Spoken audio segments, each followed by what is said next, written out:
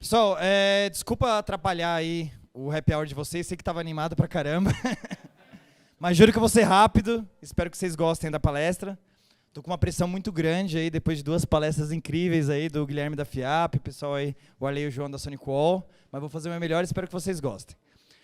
Eu vou falar sobre um tema que, correlacionado à ideia do evento de tecnologia e segurança da informação, é extremamente importante, está totalmente correlacionado, que é a parte da importância da gestão de riscos.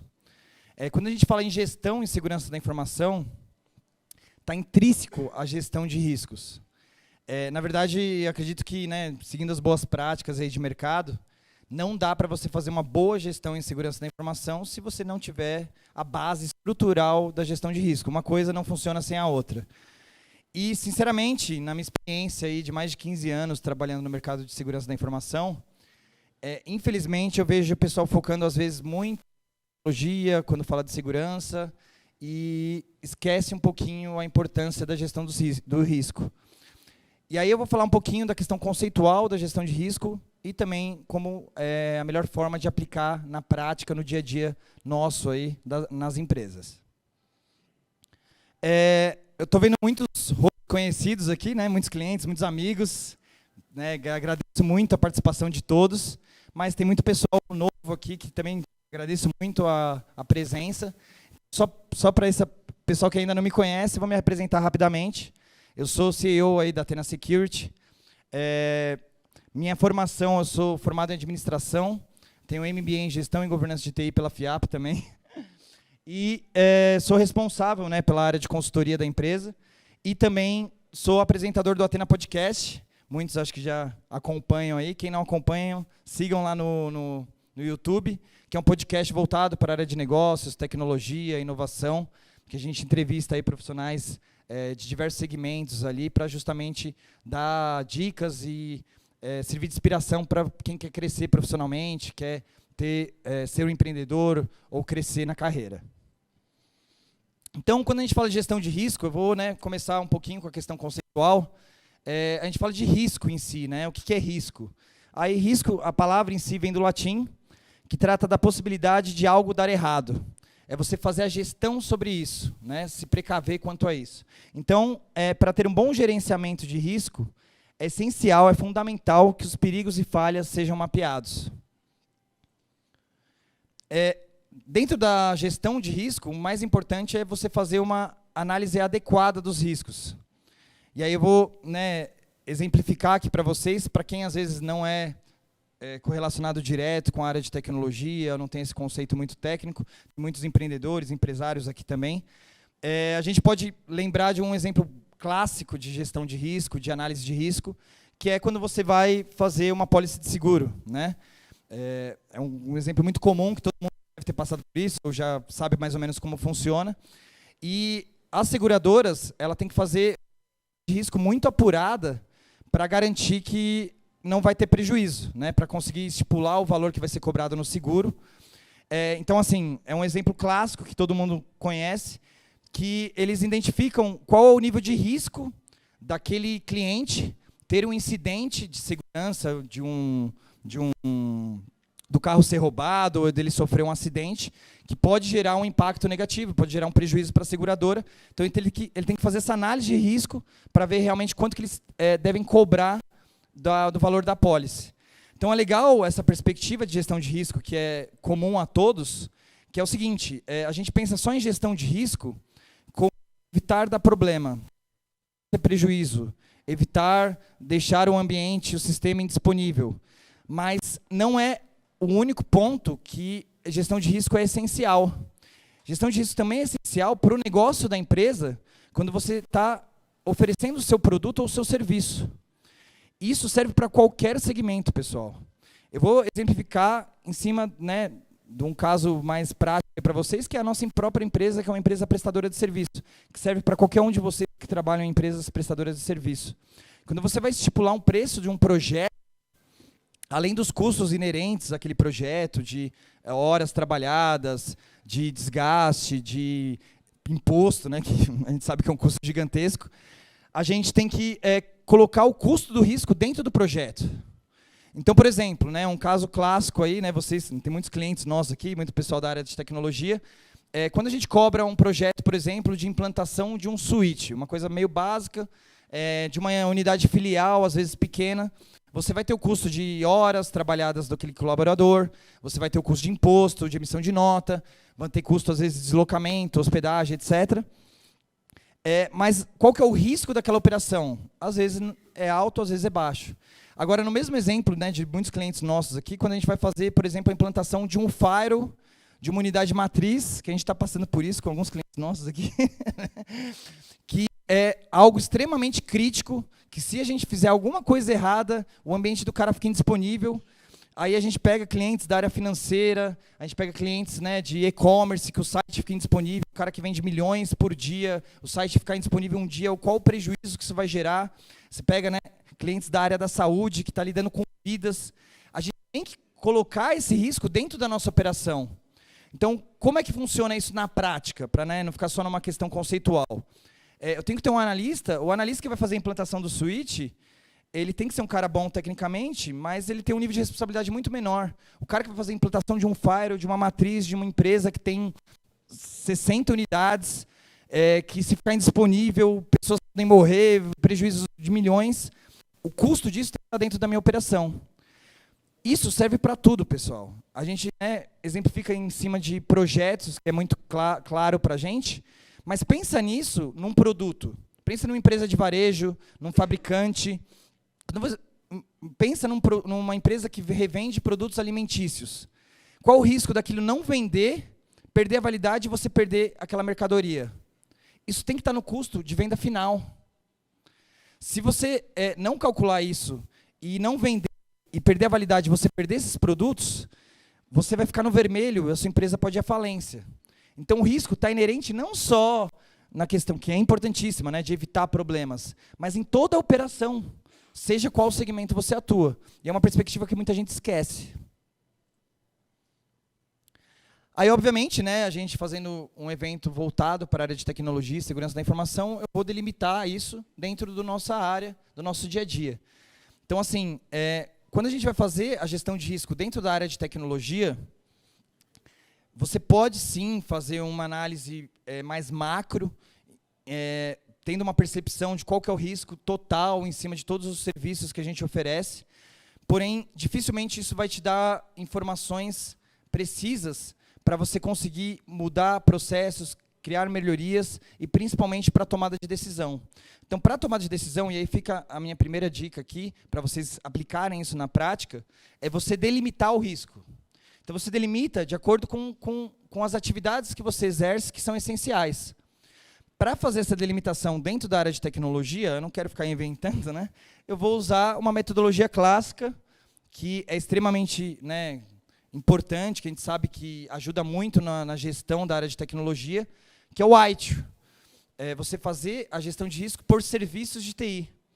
Então, a gente já faz, né, o gerenciamento natural, né, de resultados, de desempenho, de acordo com os serviços que a área de tecnologia oferece para o negócio. A análise de risco tem que ser feita da mesma forma. Então, você consegue delimitar por serviços que a área de tecnologia, dentro do departamento de tecnologia, oferece para o negócio, que são essenciais para o negócio sobreviver, para a operação funcionar, e a gente começa a analisar o risco individual de cada serviço que a gente oferece.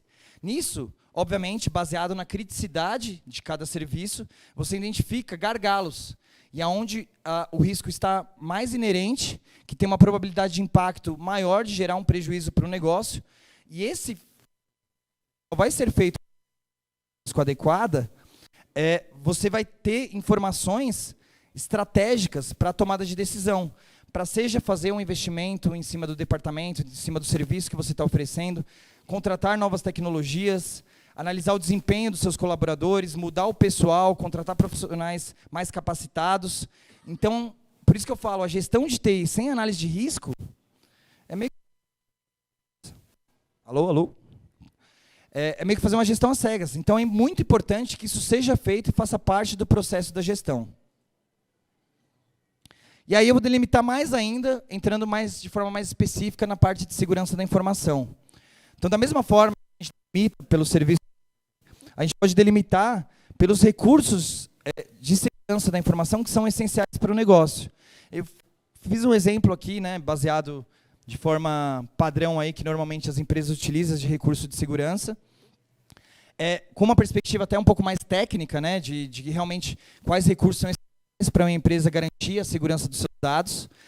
Então, a gente tem um serviço que a gente oferece, que chama análise de vulnerabilidade, análise de maturidade em segurança da informação, onde a gente identifica quais são os recursos essenciais que a sua empresa precisa ter para garantir a segurança dos dados.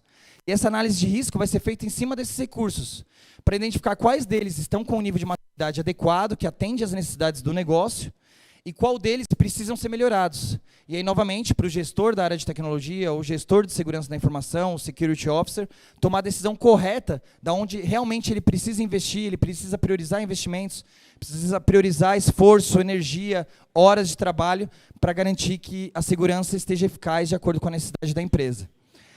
E aqui é muito legal, porque eu coloquei alguns exemplos, né, de coisas essenciais, como backup, antivírus, firewall, né, segmentação de redes, mas não só soluções técnicas, mas análise de consultoria de processos, análise de vulnerabilidade, teste de penetração, processos e política de segurança da informação, se você segue metodologias de mercado ou não, privacidade de dados, que é a Lei Geral de Proteção de Dados, que agora o risco aumentou muito, né, depois que a lei entrou em vigor, e treinamento e conscientização, porque, né, isso daí, os 15 anos que eu trabalho com a área de tecnologia, desde o primeiro ano, todo mundo reforça que a gente sabe que uma das vulnerabilidades mais grandes dentro das empresas não é só tecnológica, é sim as pessoas, né? Então, o seu colaborador, ele também representa um nível de risco que tem que ser medido, para justamente você saber e orientar eles da forma adequada, com treinamento e conscientização, para minimizar esses riscos. Dentro desse aspecto, você fazendo uma análise, e aí eu coloco de exemplo vários clientes que a gente atende aqui, existem algumas empresas que se preocupam, investem mais em tecnologia, inclusive clientes que têm contrato conosco, onde a gente faz uma análise, por exemplo, vou exemplificar em cima de análise de vulnerabilidade. A gente faz uma análise de vulnerabilidade mensal nesses clientes para garantir que o ambiente está 100% seguro. 100% não, né? Aí voltando até o que o João e o Arley comentou, não existe 100% em segurança, né? Então, garantindo que a empresa está segurança o máximo possível dentro da característica, dentro do negócio.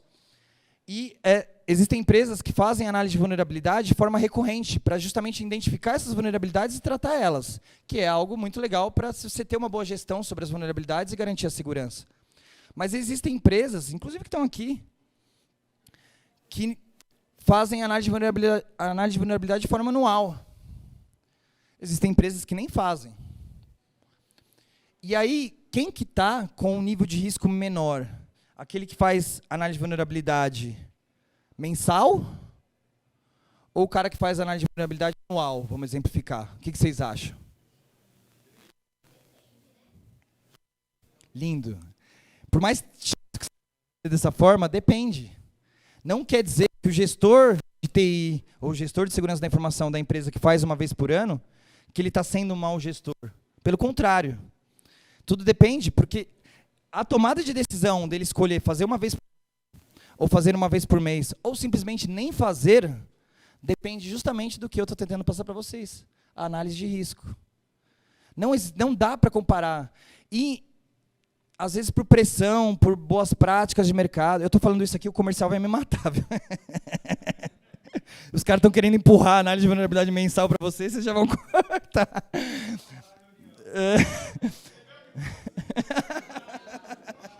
Vou abrir o jogo aqui. Não devia ter tomado aquela caipirinha.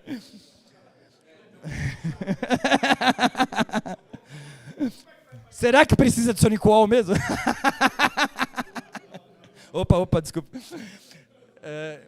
Mas é justamente isso. Então, é nosso papel, e quem trabalha com a gente atende, sabe que a gente se preocupa com isso. Pelo menos a gente tenta, dentro do possível, sempre ter a percepção mais consultiva e não, né, terrorista, de, você nunca fez? Eu dei essa expressão, você está com a bunda na janela. Não é assim que funciona, né? Você tem que realmente ter uma visão de negócio, ter uma visão de processos, entender o ambiente do cliente, ter uma empatia para se colocar no lugar do cliente, ver qual que é as prioridades dele em cima de investimento. Pô, é uma empresa que está crescendo, o cara tá tendo um monte de cliente, ele não está conseguindo atender, ele tem que investir, sei lá, uma transportadora tem que investir em caminhão. Não há insegurança. E galera, desiste de querer... Porque, assim, querendo ou não, vocês da área de tecnologia também são vendedores. A gente vende para vocês vendem para o pessoal do financeiro. Vocês têm que convencer eles. E você nunca vai convencer o cara de uma transportadora que não está conseguindo fazer a quantidade de entregas que ele poderia fazer para investir num Fire, para investir num pentest, sendo que ele está faltando caminhão para ele conseguir entregar. Desiste. Desiste. Mas, ao mesmo tempo, às vezes o cenário é contrário, o nível de risco está muito maior, ele pode ter em prejuízo o dobro que ele ganharia com 2 caminhões, só que você não consegue passar essa informação para o cara da área financeira. Por quê? Porque você não fez a sua lição de casa. Por isso a importância de você fazer análise de risco. Legal, pessoal? Ficou claro? Opa, botou errado.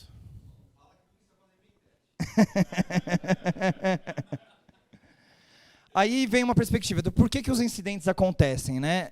Eu peguei isso aqui e achei muito legal, que não é de nenhum ISO 27000, nem de nada. Eu achei uma publicação no LinkedIn, que eu li isso e falei, nossa, eu tenho que incluir na minha palestra. Fica aqui a fonte, né? Caso vocês queiram depois consultar a matéria completa, que é bem legal. Mas ele separa em 3 tipos de incidentes, de motivos de incidente, o porquê os incidentes acontecem. E aí existe o motivo da ignorância, que por mais preocupante, acho que é o mais perdoável, que é você não faz porque você não sabe que precisa fazer. E aí, às vezes, a culpa não é nem sua. Eu estou me colocando nessa situação, tá, como ignorante. Às vezes a culpa não é sua. Você está exercendo uma responsabilidade dentro da empresa, às vezes te colocaram como gestor de segurança ou gestor de tecnologia, e você não é preparado. Então a culpa não é sua, a culpa é do seu chefe, que colocou você para ter uma responsabilidade como essa. Da mesma forma, vocês, que diversos daqui são gestores ou empreendedores, qual o nível de responsabilidade que você coloca nos seus colaboradores? Eles estão preparados para isso? Aí depois que o cara errou, você realmente consegue criticar ele, sendo que você pegou uma pessoa que não está preparada para o cargo? Isso é um perigo. É um dos motivos. O segundo, incompetência. Incompetência já é diferente. Aí não dá para passar pano. Porque o cara sabe que precisa, mas ele não sabe fazer. Então, falta estudo. Então, mas é responsabilidade dele? Sim, sem dúvida, de ir atrás do conhecimento para conseguir fazer a coisa da forma adequada. Esse ir atrás do conhecimento é vir numa palestra como essa, ter conhecimento de mercado, estudar, saber sobre tendências, novas tecnologias, mas, ao mesmo tempo, também é responsabilidade da empresa, também é responsabilidade do chefe dele, de dar treinamento, conscientização, orientar. Você vai criticar, hoje, com Lei Geral de Proteção de Dados, um funcionário que pega um contrato com dados sensíveis e manda por WhatsApp para um terceiro? Terrível isso, né? Mas você orientou ele que ele não pode fazer isso? Teve treinamento? Teve conscientização? Então, isso tem que ser, você tem que se preocupar com isso. E o pior de todos, que esse dói na alma, que é a negligência. Negligência entra num nível que pode virar um crime, né? A gente pega, né, a represa lá de Mariana, né, que está sendo investigado e tal, mas vários outros casos semelhantes, que simplesmente o cara sabia que precisava fazer, às vezes tinha até o conhecimento de como fazê-lo, mas ou por custo, ou por tempo, ou porque está desmotivado, ou por preguiça, acaba não fazendo. E todos esses fatores influenciam na sua gestão de risco, vão aumentar de forma drástica o risco da sua empresa. Então, dentro da sua equipe, vocês como líderes, como gestores, vocês avaliam o risco disso? Também é muito importante. Então, não é só a tecnologia.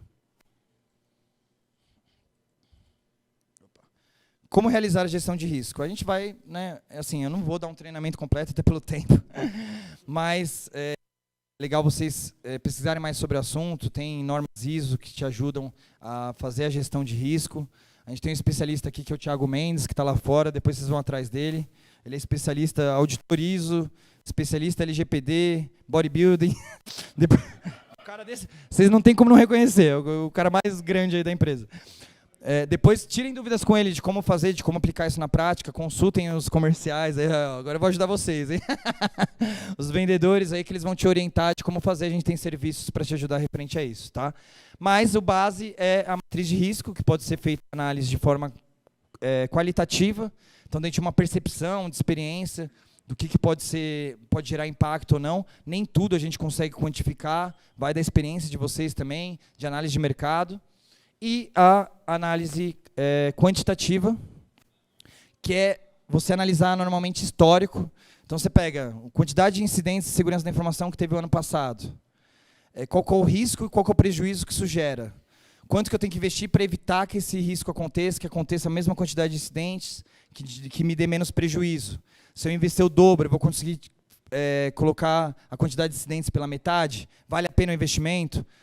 Aí entra, quantitativo não é só, entra valor financeiro, entra tempo, tempo de horas trabalhadas, quantidade de funcionários, de mão de obra para poder conseguir atender as demandas, os projetos. Entra a questão de quantidade de tempo de disponibilidade dos sistemas de vocês, aí você faz uma análise quantitativa. Opa. Bem, aí funciona mais ou menos dessa forma. Isso aqui eu acho que a maioria conhece, né? Então, exemplo clássico, né? E, novamente, pegando a percepção que a análise vai muito de acordo com a empresa, com o segmento, com o negócio, é muito específico de cada segmento. Então, por exemplo, queda de link. Aqui dentro dessa simulação, é um impacto muito alto. A gente pode colocar, por exemplo, aqui, né, o pessoal da área de saúde, aí, imagina ficar com o sistema indisponível, não conseguir fazer uma consulta, não conseguir ver que se o paciente ele tem um convênio médico ou não para liberar um atendimento, para liberar uma operação. Olha o risco disso, gigantesco. Né, o site e-commerce que ficou indisponível, prejuízo de milhões, impacto gigantesco. Qual que é a probabilidade de acontecer? 50. Então, aí fica claro, a gente não pode mais investir às escuras, ou porque o vendedor falou bonitinho, te convenceram que aquilo é importante. Não. Qual que é o impacto, qual que é a probabilidade? Probabilidade, 50% é muito alta, sendo que é algo de impacto gigantesco. Então, é isso que você tem que investir. Compra um SonicWall, faz balanceamento de link, links dedicados, bota 3 links lá, você já diminui a probabilidade e aí você vai ter uma gestão adequada, tá? Diminui para baixo, desculpa. Por contrário, sei lá, é difícil, é muito relativo, né? Mas vamos pegar um restaurante que fatura milhões às vezes, né? A gente pega, sei lá, o Paris 6 do Isaac que está aqui do lado, né? O Sal lá do Fogaça. Um restaurante, se cair o link de internet, pô, beleza, às vezes atrapalha lá para passar o cartão de crédito, para o sistema deles atualizar, mas ele vai deixar de servir a refeição para o cliente? Não. O fogão não vai funcionar porque está sem internet? Quem sabe no futuro com a IoT, mas hoje ainda funciona, né? Então, impacto bem mais baixo. Então, assim, é óbvio, mas aí no seu ambiente, vocês que vão saber, vocês que vão ter essa noção de forma mais específica. Então, beleza, galera. Eu acho que eu consegui passar o que eu queria passar em cima da gestão de risco, voltado para a nossa área, para a área de tecnologia e segurança. Mas a gestão de risco é muito mais importante que isso, ela é muito mais ampla que isso. E a gente, normalmente, quando fala de gestão de risco, para a gente é um assunto comum. Quando você fala, pergunta para o seu diretor, para o diretor financeiro, pergunta para o dono da empresa se ele conhece o conceito, a metodologia e a aplicabilidade de gestão de risco. Muitas vezes ele não vai ter conhecimento. A gente da área de tecnologia somos privilegiados por isso ser mais próximo da gente. E a gente tem que explicar isso para eles. Porque a gestão de risco serve para tudo. Quando você fala de gestão, não é só segurança, não é só tecnologia. A gestão de risco está inerente. Então, a gestão de risco deve vir desde o planejamento estratégico da empresa. Qual que é o risco? Se o Lula ganhar, por favor, né? Sem preferências aqui, mas vai gerar um impacto econômico, vai gerar um impacto financeiro. Você tem que precaver isso e ver as possibilidades e criar uma gestão, um planejamento de lidar de acordo com o risco. Financeiros, ambientais, né? Uma indústria química, sociais, legais, a LGPD. Quem esperava que isso ia ter um impacto tão grande? Agora todas as empresas estão tendo que se adequar. e mais diversas outras leis, tecnológicas, operacionais, de compliance. Então, desde a base da pirâmide até o topo dela, a gestão de risco é essencial. E aí exemplos, né, da importância de gestão de risco na organização, que são meio que nem sempre são feitos de forma adequada, mas impactam diretamente o negócio das empresas, que aí vocês vão ter uma afinidade dentro da empresa de vocês. Acidente de trabalho para indústrias que não usam API de forma adequada, investir, treinamento para minimizar o risco, acidente ambiental, fraude financeira, evento que virou notícia e fez cair a reputação da empresa. Esse, para a gente, é o clássico. Vazou 1 milhão de dados da empresa porque o cara não fez uma gestão de risco e deixou isso acontecer. E se acontecer, o que eu preciso fazer? Você minimiza o impacto. Também é gestão de risco, galera. E quanto vale a pena investir nisso? Depende. Problema na logística, distribuição, perda de estoque. Tem N exemplos.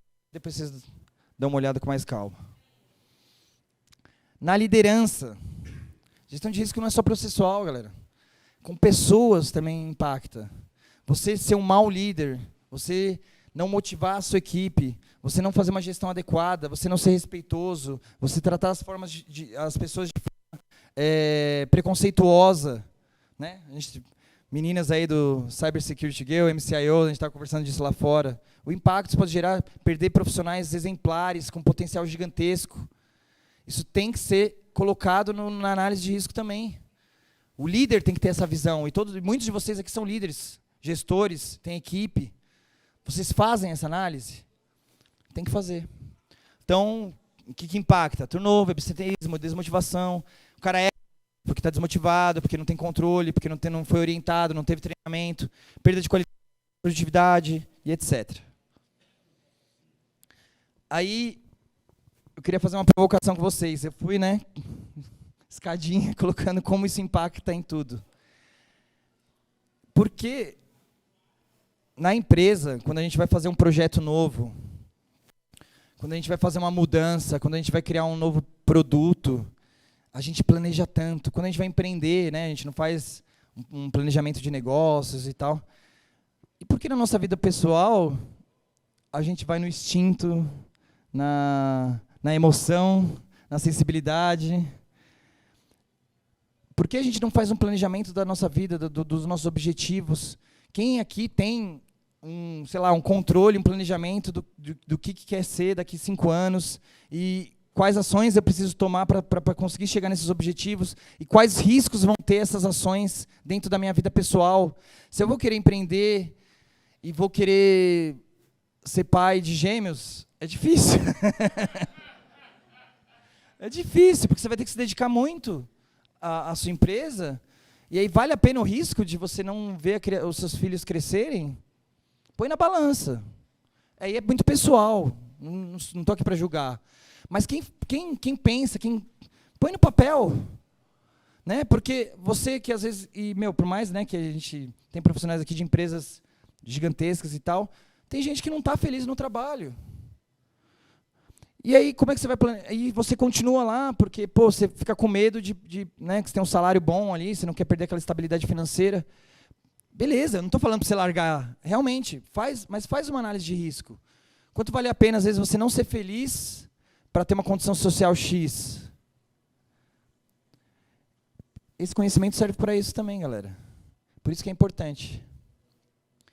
E aí entra em assuntos financeiros, de trabalho, relacionamento. Caramba, eu vou sair com aquela menina do Tinder lá que mora em Guarulhos. Cara. Brincadeira, respeito ao Erisvaldo Guarulhense aqui, já fui lá, moro perto, sou da Zona Norte. Mas vale a pena isso, né? Então, põe na balança. Família, de você não estar próximo da sua família, de se mudar por causa de uma oportunidade de negócio, tudo risco. Social, saúde. Eu falo como fumante e peço desculpas por isso. Não sou exemplo, só estou dando conceito.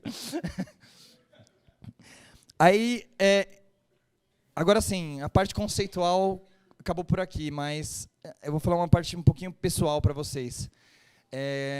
Dentro dos meus 34 anos, assim, eu não sou um milionário, youtuber, TikTok, famoso, para vocês seguirem o que eu estou falando. Não sou influencer, mas graças a Deus eu posso me considerar uma pessoa feliz, porque eu acho que a minha estrutura é ótima. Eu sou muito grato a Deus por ter tudo isso, por ter amigos incríveis, por ter aprendido, ter arriscado, ter assumido o risco, e hoje ser um profissional realizado, de amar o que eu faço, de ter uma esposa incrível que está ali me vendo, de ter 2 filhos incríveis, gêmeos, que, putz, que presente maior de Deus eu poderia ter.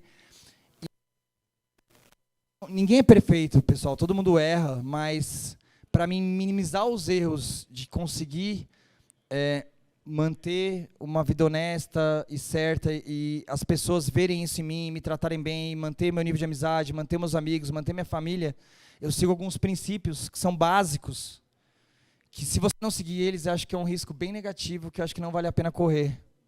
Então, para justamente você deixar um legado, para as pessoas te olharem com respeito, para você, depois, né, eu acho que um dos principais objetivos de todos, né, o que eu vou deixar depois que eu morrer, qual é a percepção que as outras pessoas vão ter de mim.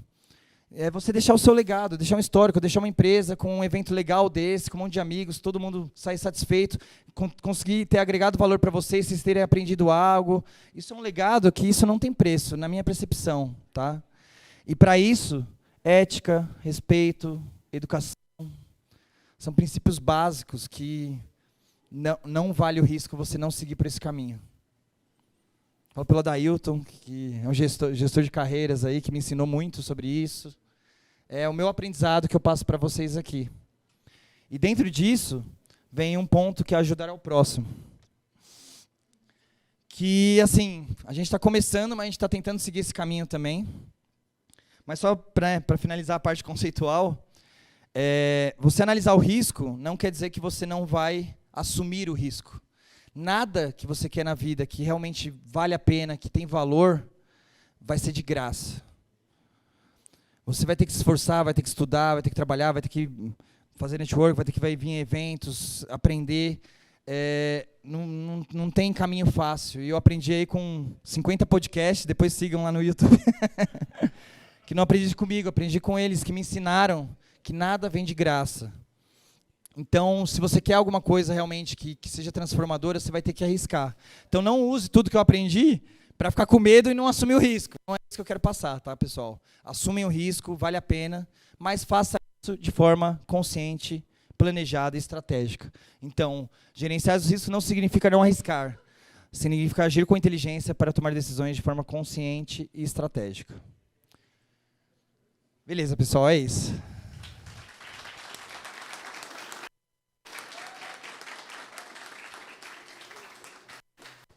Então, assim, pessoal, vou liberar vocês, mas só uma palhinha aqui. Primeiro, obrigado a todos por terem comparecido. Pô, fico muito feliz. Para quem não sabe, hoje é meu aniversário, então é um dia muito importante para mim. Muito feliz de comemorar junto com vocês. Pessoal do Instagram.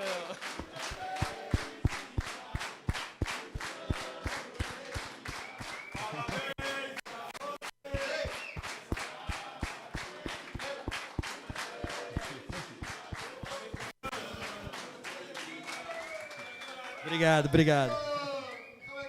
Obrigado, pessoal. Obrigado.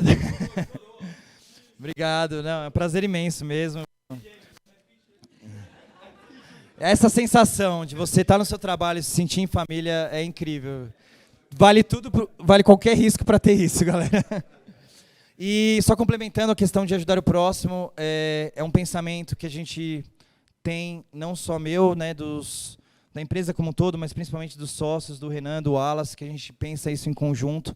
Então, já faz um tempo, mais de um ano, a gente criou há uns 2 anos já, a gente criou um projeto chamado Atena Solidária, que é uma forma de retribuir todas essas monte de bênçãos, essas graças que a gente recebeu, de ter chegado até aqui, de ter o sucesso que a gente tem, graças a Deus. E uma forma de retribuir, e dentro disso, a gente, né, patinou em descobrir como fazer isso, e aí a gente, né, acho que energia, Deus colocou essas pessoas na nossa vida, que a gente fez uma parceria com 2 pessoas incríveis, que é a Talu e a Juliana, da Mude o Mundo, que estão aqui.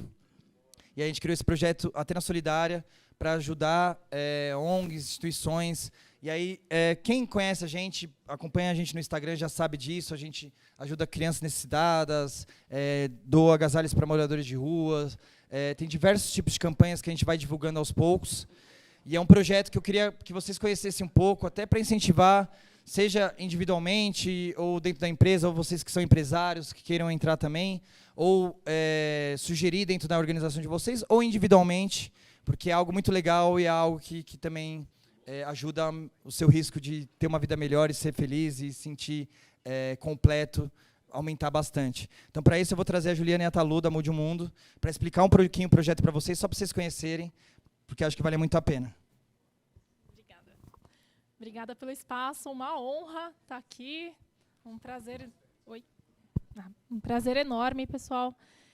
Muito prazer, eu sou a Juliana, até puxando o gancho aí da gestão de risco. Eu tive um insight esses dias, conversando com o Thiago, que exatamente falando sobre gestão de risco, que um dia uma pessoa me falou, nossa, mas tem tanta maldade no mundo, tem tanta coisa ruim, tem tanta coisa acontecendo, assim, a gente fica inconformado, revoltado. E aí eu me deparei pensando no meu círculo eu vejo mais coisas boas do que coisas ruins. Então eu tive o protagonismo e a gestão de risco de formar um networking do bem, uma rede boa de amigos, uma rede colaborativa. Bom, vou apresentar um pouquinho a Mude o Mundo, eu e a Talu. Antes disso, me apresentar, eu sou Juliana Budi, tenho 17 anos na área de tecnologia, sou formada em tecnologia em redes, engenharia de telecom, e também análise e desenvolvimento de sistemas, como uma boa nerd, fiz também um MBA na FIAP, de gestão de TI. Atuei na área técnica por bastante tempo, migrei para a gestão, e numa jornada bem interessante, e estive à frente de times de TI, de startups como Viva Real e a 99, com experiências bem interessantes, e resolvi empreender. E aí, nessas horas, a gente chama aquela pessoa mais louca, assim, que aceita qualquer coisa junto com você, né? E essa pessoa foi a Talu. Vou deixar ela se apresentar um pouquinho aqui para vocês. Boa noite, pessoal. Bom, meu nome é Talu Gomes. Eu aceitei essa empreitada há mais ou menos 1 ano e meio com a Juliana. Mas antes de falar em loucura, eu acho que é importante saber de onde a gente veio. Eu sempre trabalhei em empresas de tecnologia, então eu iniciei minha carreira trabalhando com infraestrutura, inclusive minha primeira formação foi em IT, que o Thiago bem mencionou, quando a gente fala em gerenciamento de serviços de TI. E aí, quando eu fui fazer uma implementação na Europa de serviços de TI, eu tive justamente esse insight que a galera lá já estava se movimentando para ir para esse mundo de código e sair um pouco desse mundo tão físico. Eu falei, cara, acho que infraestrutura está indo para um outro lugar e eu estou aqui consertando computador e fazendo rede. Talvez eu tenha que estudar coisas diferentes. E aí me veio esse insight de segurança. Comecei a estudar sobre isso e meio que a vida foi fazendo um curso nessa direção. Bom, ao longo dessa trajetória, eu acho que eu conheci muito a tecnologia, só que eu aprendi uma coisa importante, que é o seguinte. Em todas as empresas que eu passei por muitas fusões. Vivo, Siemens, o Viva Real com a própria Zap, várias fusões. A gente construiu uma tecnologia incrível e, naquele momento, resolvia um problema. Só que, papo de 3 anos depois, talvez 5, o pessoal já mudou de prédio, aquilo já acabou, já comprou, já vendeu, já fez a fusão, e, no final, o que ficou daquilo? E, para mim, ficou o legado. Porque as pessoas que trabalhavam comigo ainda me mandavam mensagem, Talu, você está trabalhando onde, pelo amor de Deus, quero trabalhar com você. Então, o que eu entendi? Eu entendi que a tecnologia me trouxe grandes frutos, porque quando eu terminava uma grande construção ou um projeto incrível de segurança, a gente olhava para aquilo e falava, cara, isso realmente valeu a pena.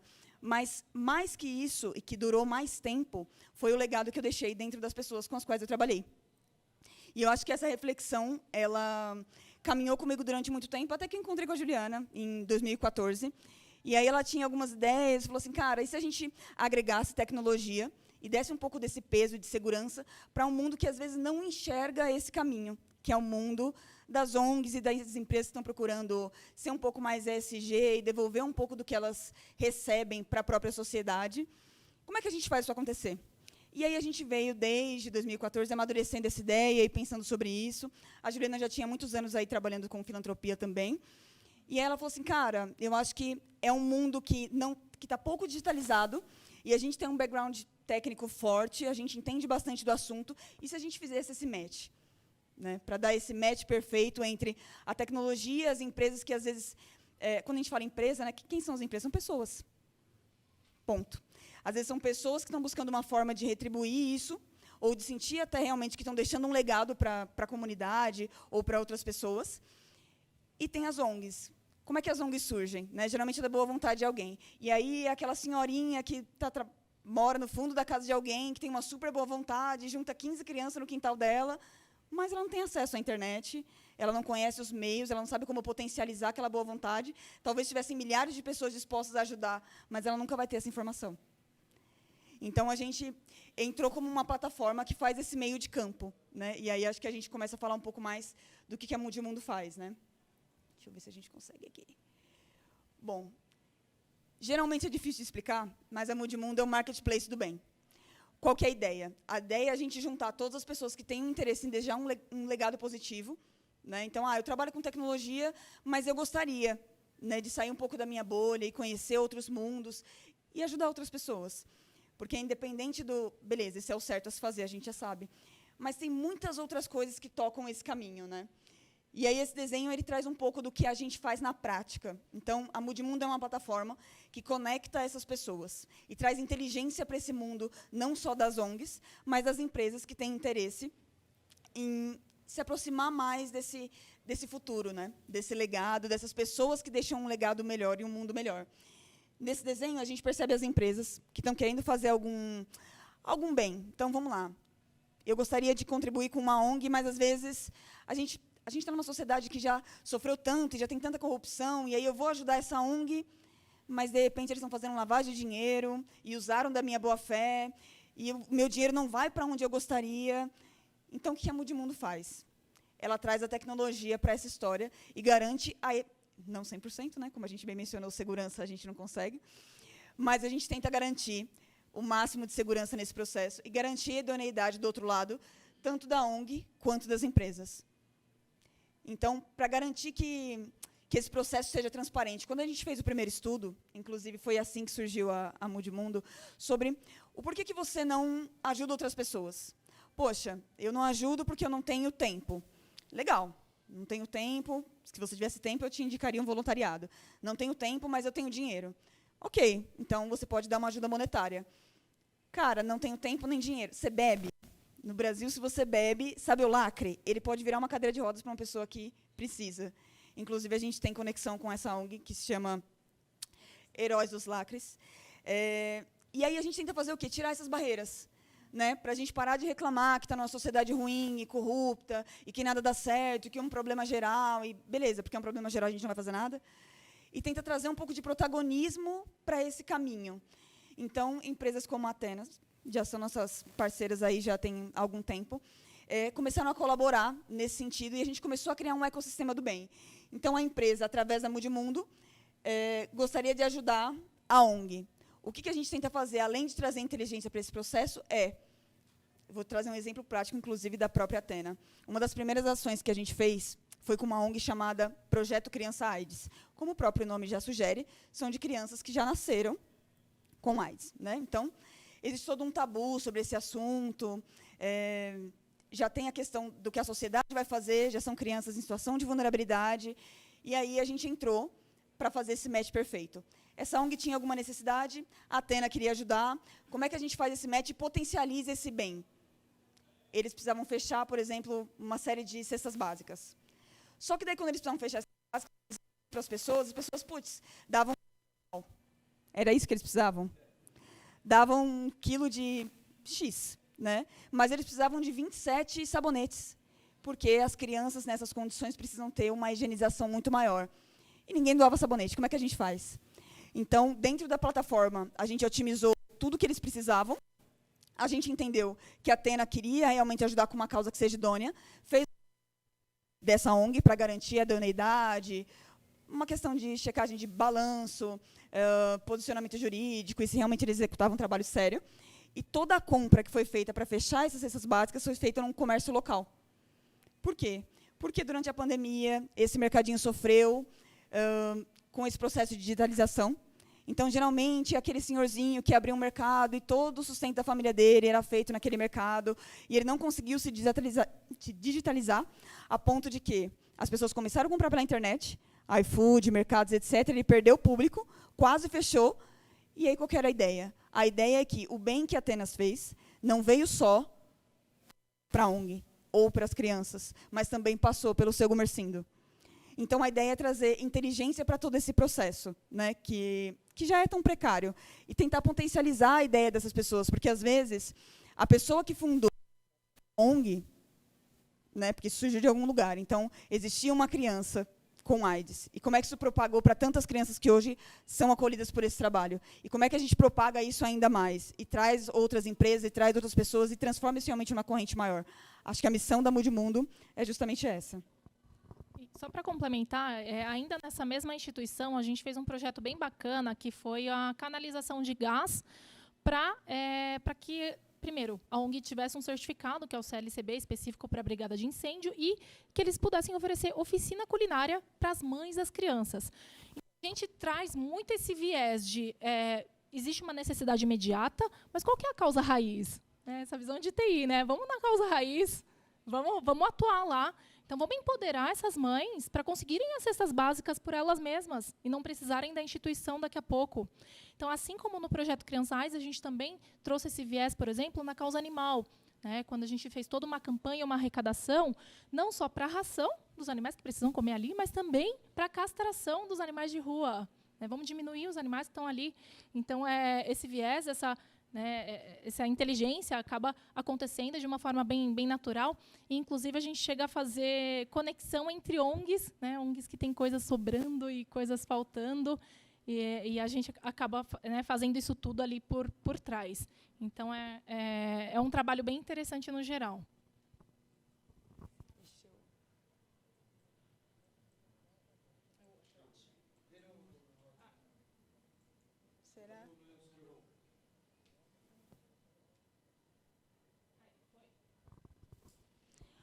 Bom, é você mesmo. Bom, pessoal, a gente trouxe algumas das ações, e eu acho que esse slide ele ilustra muito do que a gente fala, né? Então, o processo de homologação, ele não é feito só na parte burocrática. A gente vai até as ONGs, a gente entende como o trabalho funciona, a gente checa ali como no dia a dia as coisas acontecem. E uma das coisas que a gente faz também, porque é um processo completamente transparente, é proporcionar um Experience Day. Então, para você que não tem tempo de, cara, eu não consigo assumir um compromisso de todo final de semana ser um voluntário, mas um dia no ano, eu acho que eu consigo fazer uma boa ação. Vocês me dão essa porta, vocês me mostram o caminho. O Experience Day ele é esse dia, né, que a gente consegue ir até uma ONG, acompanhar um trabalho, agir como voluntário. E uma coisa que eu consigo trazer para vocês, e aí particularmente falando, né, trabalhar na Mude Mundo fez de mim uma pessoa melhor. O fato da gente ter que acompanhar todas as ações e ver como as coisas funcionam e etc., faz com que a gente extrapole nosso mundo e perceba problemas que às vezes são invisíveis. É a velha história, né? O privilégio ele é invisível para quem tem. Às vezes a gente está confortável no nosso lugar, e aí quando você começa a extrapolar essa caixinha, você percebe outros problemas, mas também percebe outras soluções. E vou trazer um exemplo para vocês.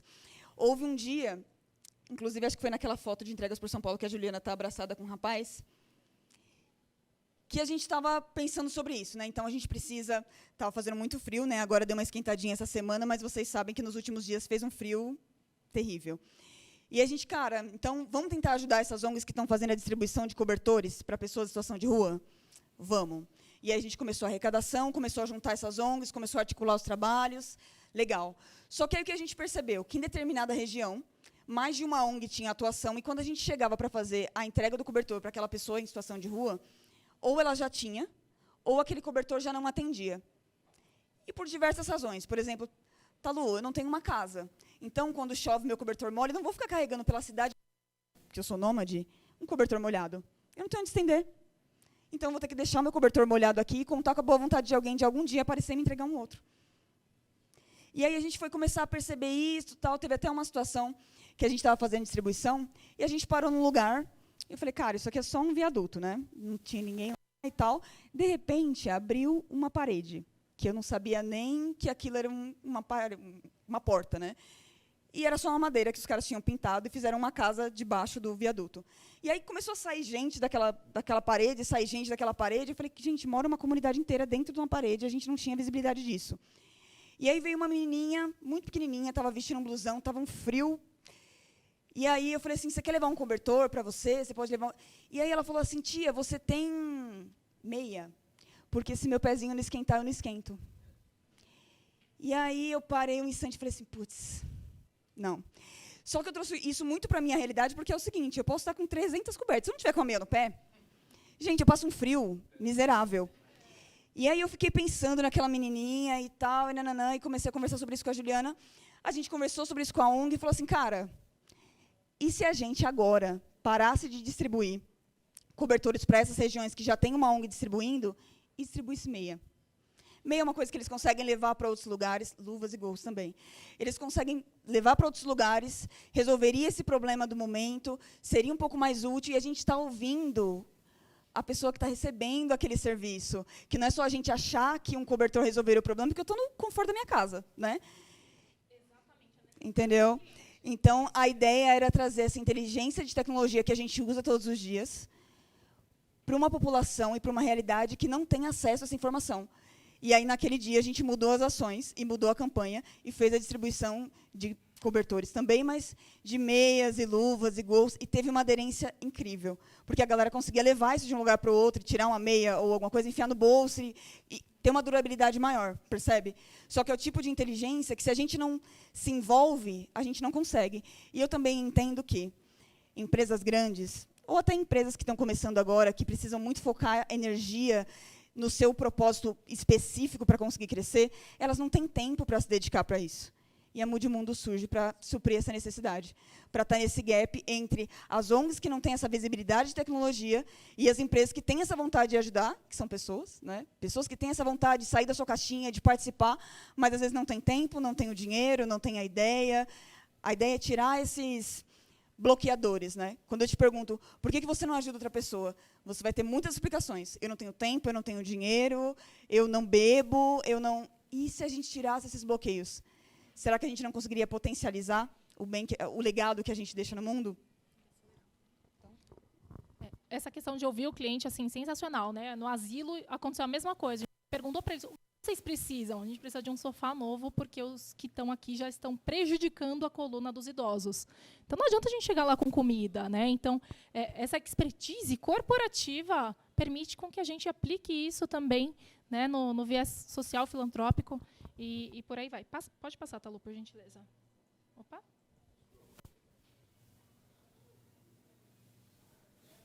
Oi? Para o outro lado. Boa. Então, a gente basicamente tem alguns formatos, né, de apoio, doação avulsa, doação recorrente e apadrinhamento. Então, mas principalmente as empresas, né, que estão com esse protagonismo e olhando muito para a ESG, né, seja por qual motivo for, né, podem deixar um impacto no mundo, pessoas físicas e jurídicas. Né, então, a gente, com a Atena Solidária, um trabalho incrível. Também temos outra empresa parceira, também aqui do mundo de segurança, que é a IMCnet.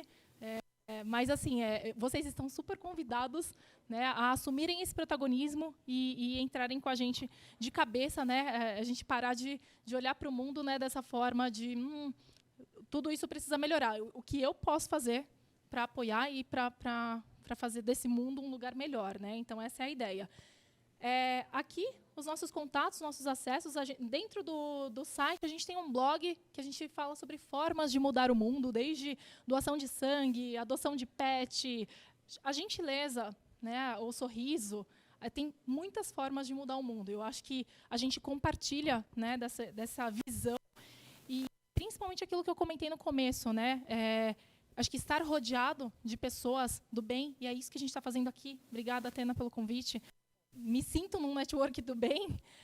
Eu acho que isso cabe para o profissional. A gente pode se apoiar quando um incidente acontecer, quando tiver um problema. e quando precisar de qualquer coisa. Acho que essa rede de apoio. Então, assim, fiquem à vontade para entrar em contato aí com a gente. Fica aqui, pode passar, Talu. O scroll? Foi a última. Achei que tinha mais um slide. Tinha mais um antes, mas a ideia do último slide era o que você pode fazer para mudar o mundo hoje. Então, fica aqui nosso convite. Obrigada, pessoal. E, pessoal, sei que a gente passou rápido aqui, mas no grupo do WhatsApp, que todos vocês estão presentes, a gente vai divulgar direitinho lá. Vocês podem entrar em contato, depois a gente destaca lá os contatos da Juliana e da Talu para vocês conversarem com ela, tá? Também aproveitem agora no Happy Hour. E o objetivo principal do evento era criar um network de conhecimento, de profissionais de sucesso, para ajudar a crescer profissionalmente.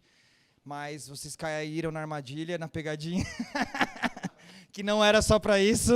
O grande plot twist é que também a gente queria fazer um network do bem, para incentivar vocês aí também a entrarem nesse tipo de projeto, tentarem ajudar. Mas, obviamente, cada um, né, com a sua decisão pessoal, individual, se faz sentido ou não, de acordo com o momento de vida. Mas o objetivo principal nosso é juntar tudo isso junto e fazer um network, tanto para crescer profissionalmente, mas também como para fazer o mundo melhor. Então, sejam bem-vindos aí, vamos manter o grupo lá, tá, pessoal? Valeu, obrigado e vamos beber!